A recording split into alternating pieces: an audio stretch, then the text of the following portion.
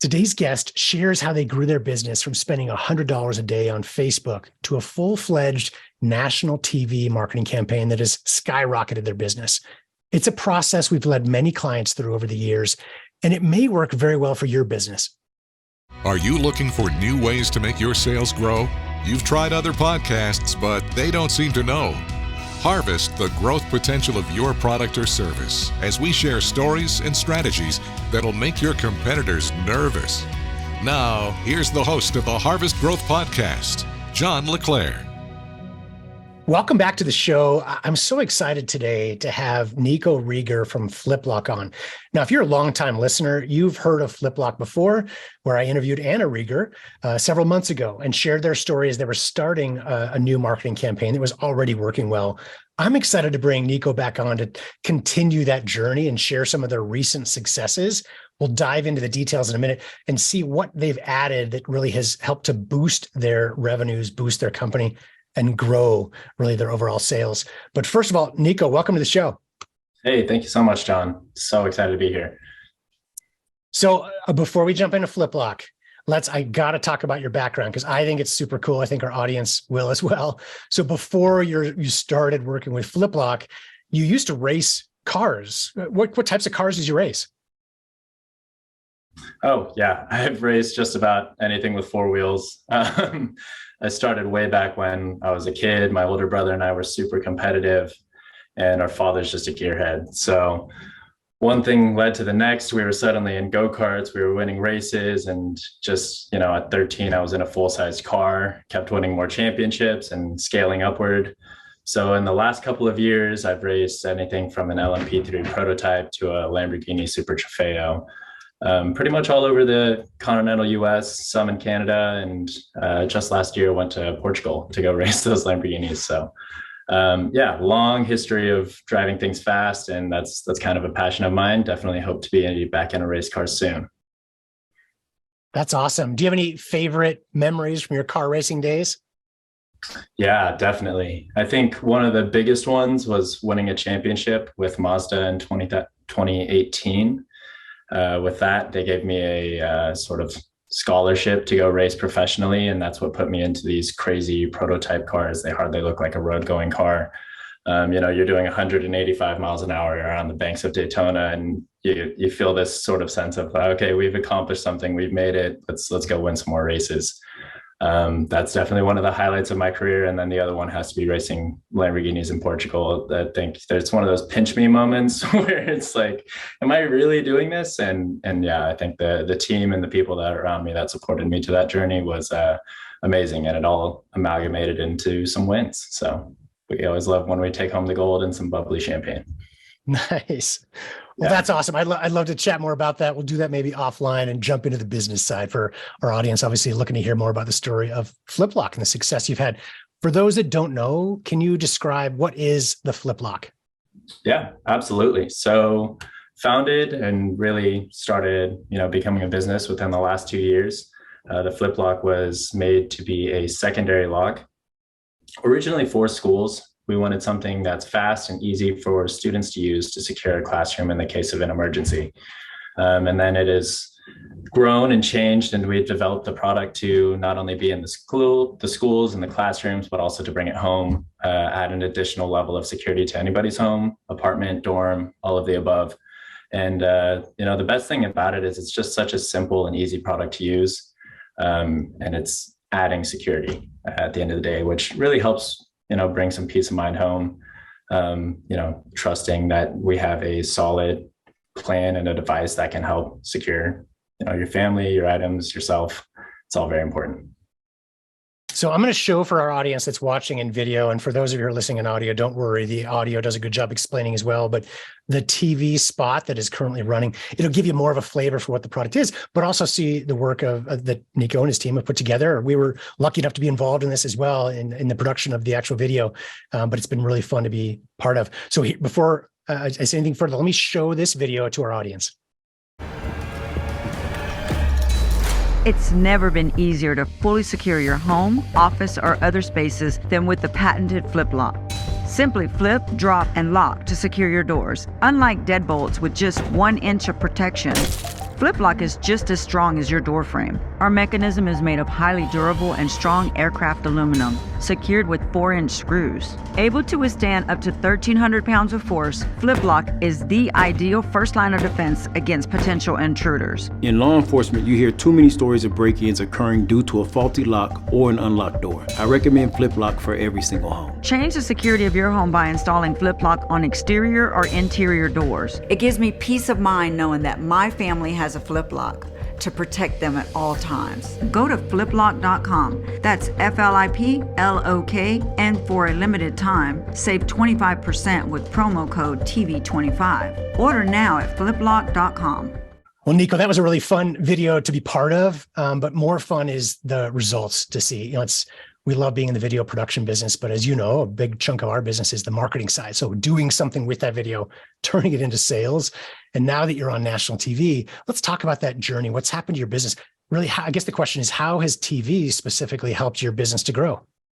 Yeah, I think the investment in TV was awesome. It really just brought so many eyes to the company and so much awareness. I think one of the hardest things as a new company is just getting in front of people. We got a great product, a great brand, and all of these things, but if nobody sees it, nobody's going to buy it. So when that TV spot went live and we really started to see the results of it, it was pretty amazing how quickly we took the company from 0 to 100. And, these sales really picked up almost instantaneously because of these TV spots. So yeah, just watching the results of it is awesome. And I think as we continue to optimize and change things, we're going to continue to see the fruits of the labor that we've put into these. Yeah, absolutely. And one of the things I'll note with your brand is just really a trend of today versus 15, 20 years ago. It used to be the case before all these digital marketing channels existed. You put something on TV and they maybe go to your website, right? When that existed, or call into the phone number, which, back in the day, half the people would even order over the phone. But yeah, it was very different, where today it's more about being an all around approach, making sure that digital is part of that. And one of the reasons I think that Flip Lok was so quickly successful on TV is because we took the time to really grow the digital side of the business, get all those learnings. And by the time we reached TV, we knew the audience, right? We knew the core messaging. We had a website that was working. And I preach this all day long as we talk to people who are just starting out, but it's great to see an example where that has really come to fruition through your business. So I'd love to chat about, so how, now that we have launched TV, we had those learnings, it was a quick success there. How has that impacted your digital campaigns as well? Yeah, no, I think, like you said, they go hand in hand really in today's world. So it's been amazing to, one, I think the founders of the company did such a good job building a great brand. So the moment you get to the website, there's a cohesive message that's being put across. And then, setting those foundations for the digital things. So when we run those TV spots, we can continue to follow up and do all of these things to make sure that it's as efficient as possible. But yeah, the changes and how they kind of work hand in hand has been really amazing. I think any sort of awareness that brings you to the website and allows us to retarget and bring even more and more of those eyes to the same place and to, really sell the company has been amazing. So. And I think one of the reasons you guys have been so successful, you probably won't toot your own horn, but I will, is the fact that you've been willing to be sort of the face in many ways of the brand, which is important in digital, right? So it may or may not, depending on the business, make sense on TV, although Anna is, of course, the expert testimony as the original inventor in the national TV spot, which we just watched. But now in the digital space, you've done a great job of really showcasing your business, kind of the behind the scenes stuff, your energy, and some fun ones as well. So we're going to show a couple of videos here that are currently running on Facebook. You'll recognize Nico and some of the footage, but you can see some of the things that are working well for the business now on the organic side, as well as paid digital media. And we'll come back and talk about these and maybe why they're working and good learnings. And again, if you're listening, they've got some audio with them, so you'll be able to hear, but I encourage you to check out the YouTube video of this podcast, or you can always go to YouTube and search Flip Lok, or go to, we'll have some links included in the show notes as well. You can find these videos. But here, let me tee up the first couple of videos. Your lock sucks. And that's why we invented the Flip Lok, the world's strongest, fastest, and easiest lock. Our patented design is good for up to 1,300 pounds. This old piece of 75. We believe in the Flip Lok so much, each of these ships with a lifetime warranty. The Flip Lok is actually so easy to use, even my cameraman can do it. So this is your home with the Flip Lok. Even if somebody has your keys, your passwords, rest assured, when that thing's locked, nobody's getting through this door. If you're ready to get serious about your safety, you already know what to do. Hey there, I'm Nico with Flip Lok, and I want to show you how I'm using the Flip Lok to up the security in my home. So the first and most obvious place is our front door. More than a third of break-ins actually occur right here. We locked this one down immediately. So it's important to consider any points of entry. This is the door to our backyard. Have one right there. And finally, we have it up in our bedroom. The great thing about the Flip Lok is it's easy to install anywhere. So you could turn your bedroom, your closet, your bathroom, whatever it is, into the last minute safe room. So most people don't even consider their current safety measures. I can rest easy knowing that I have the Flip Lok in my home. Get yours today. All right, so those are really fun, but again, just like our TV spot, it's really about results. And it's been fun to watch your engagement really grow, and of course, sales along with it. One thing that comes back to, I think a lot of people are going to watch or listen to these videos and think, well, that's great. Nico's good on camera. He can figure these things out, but it's not for me or whatever. And it's not that we all need to be the face of our videos, but it does show that we can even do fairly simple videos. And you got some good production value in there that you guys are shot on your own. But even that level is not necessary for every business, but it's about getting in front of your audience and connecting with them as part of that. But I'd love to ask you the question, since you've been so involved, especially on the digital side with these content ideas or these videos, do you have a process you use, or how have you come up with such creative video ideas? Yeah, I think, I guess kind of back to the first part of that statement that you had made is it's just really important to put a face and connect with your audience. That's such a big thing. And I'm a little bit younger. I've grown up around social media at this point and have seen a lot of things. I've been sold on the Instagram ads and things like that. So I have a lot of, backlog of information and inspiration there.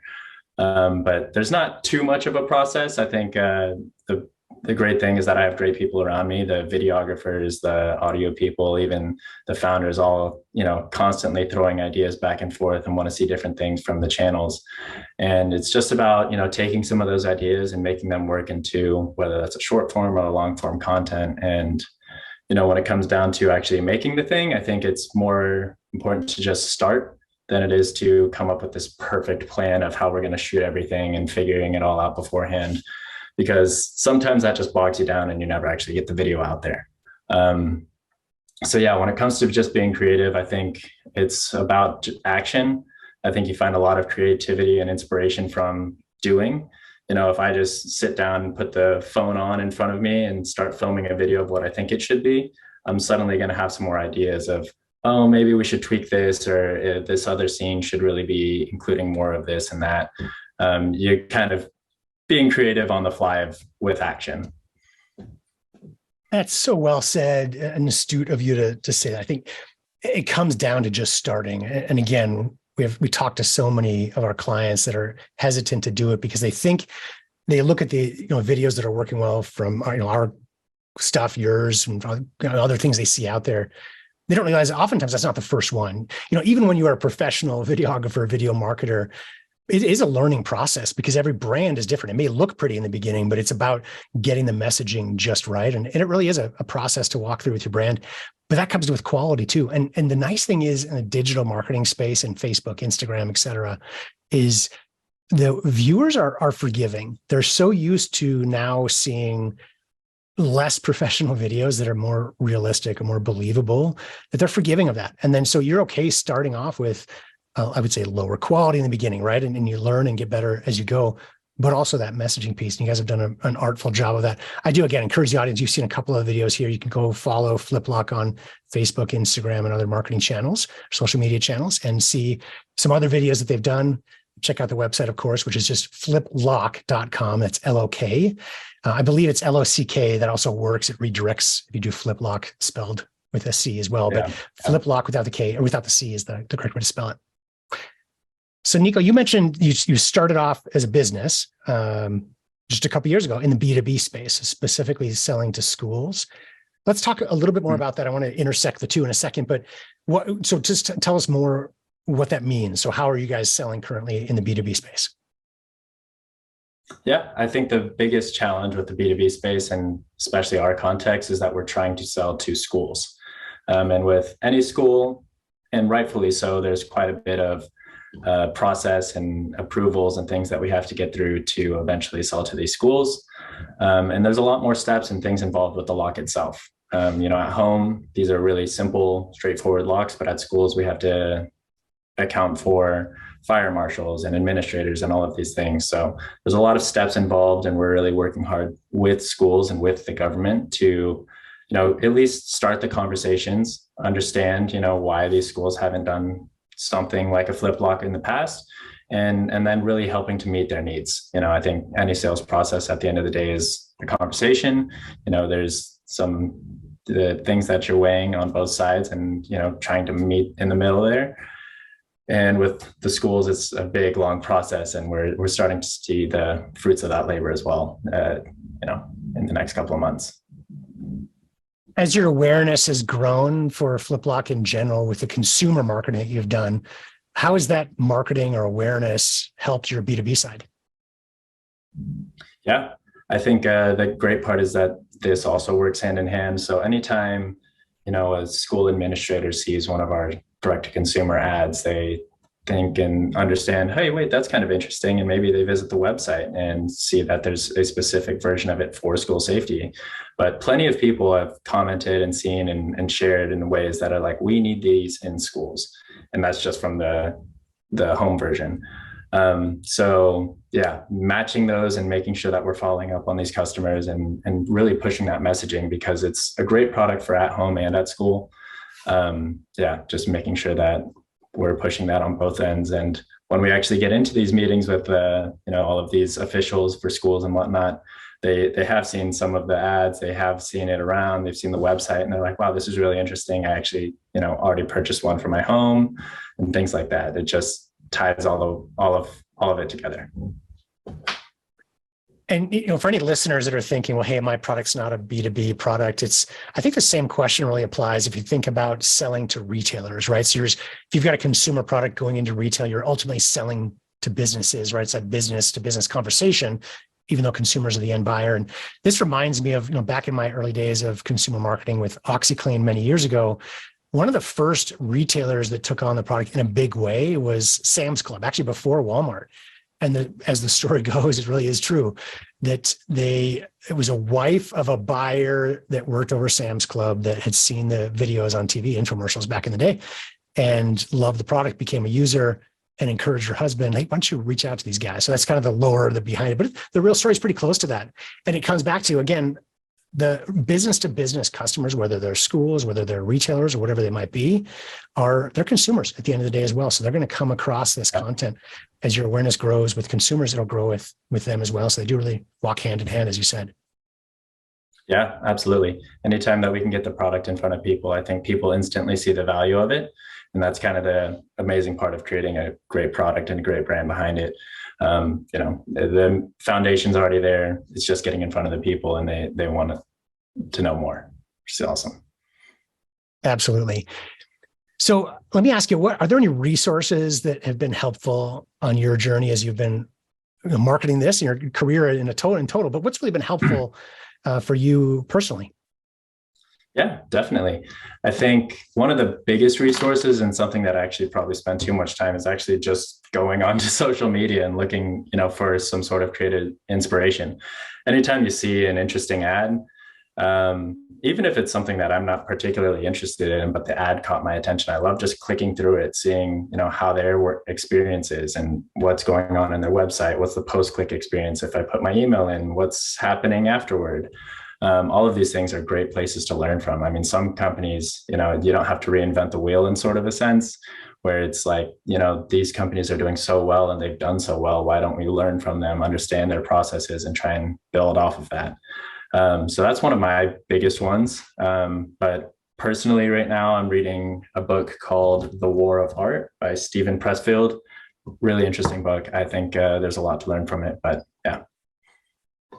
That's awesome. I'm glad you mentioned looking up whether they're competitors or could be completely different industries, but looking and seeing what other companies are doing.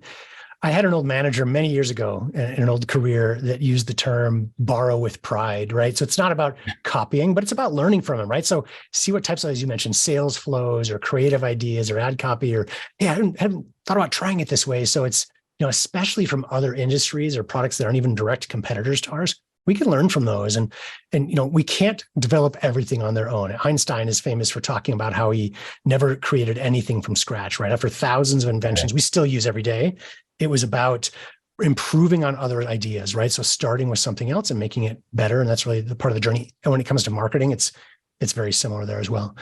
Well, Nico, is there anything I didn't ask you that you think would be helpful for our audience? No, I think the biggest thing that I'm really passionate about right now is really, enhancing our message, getting out to more people. And, I think a lot of people want virality tomorrow, and that's probably, not the best way to look at it. You can't make a video viral. The best thing that you can do is try, try, and try again. You never know which one's actually going to explode and really put your name out there. But the great thing that we've just been doing is just staying consistent, try new things. And, the successes and the benefits from that are coming to fruition now. And it's really amazing to see. Absolutely. That's all great advice. Well, Nico, this has been a really fun interview. I do encourage our audience, please go check out fliplok.com to see Nico's product, but follow them on social media channels as well to see some of the cool content that they've got going on there, and learn from what they're doing because it's working really, really well. Nico, thanks again for your time. Awesome. Thank you so much, John. Appreciate it. Go to fliplok.com, FLIPLOK.com, to learn more about this great product and to see some of the work that Nico and his team have done. Also, be sure to check out harvestgrowth.com to see other episodes we've recorded.